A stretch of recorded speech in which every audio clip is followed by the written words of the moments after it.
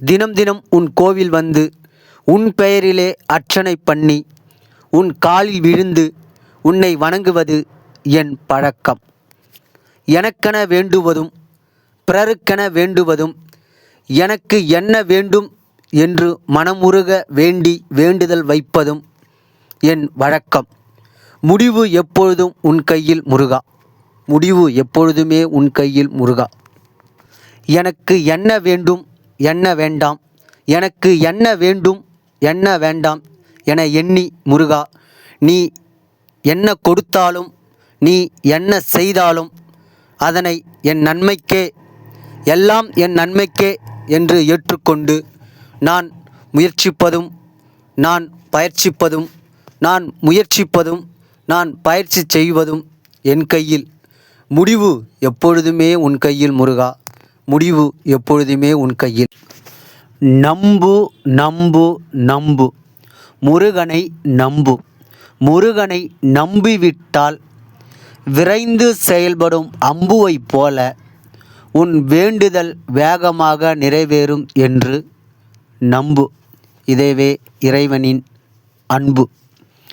நம்பு நம்பு நம்பு, முருகனை நம்பு. முருகனை நம்பிவிட்டால் என்றென்றும் வராது உனக்கு வீண் வம்பு. நம்பு நம்பு நம்பு, முருகனை நம்பிவிட்டால் உன் வாழ்க்கை செல்வம் செழிப்புமாக மாறும் என்பதை நம்பு.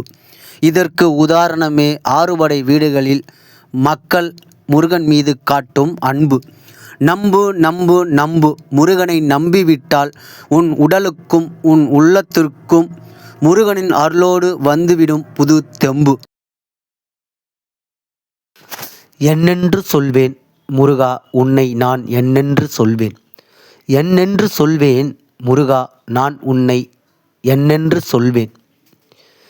உன்னை என் தந்தை என்று சொல்லவா, உன் பேச்சை கேட்கும் பிள்ளை நான் அல்லவா.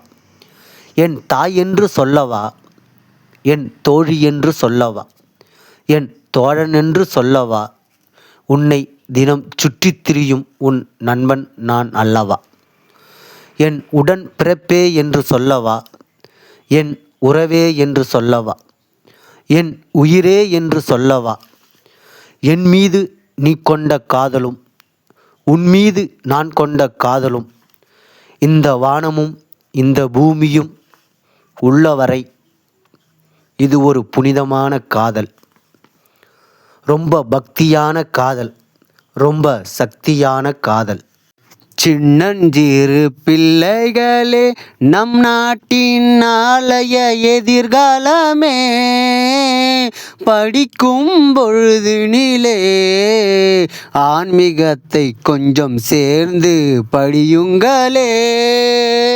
படிக்கும் பொழுதினிலே நல்ல எண்ணங்கள் சேர்ந்து கூட வளர்ந்து வந்திடுமே. வளரும் போதினிலே நல்ல செயல்களும் வளர்ந்து வந்திடுமே. வாலிபன் ஆகையிலே உன்னை நல்வழியில் நடத்தி சென்றிடுமே. நடத்தி சென்று விட்டால் இப்பூமியில் நல்லவனாய் வாழ்ந்திடலாமே. வாழ்க்கையையும் வென்றிடலாமே.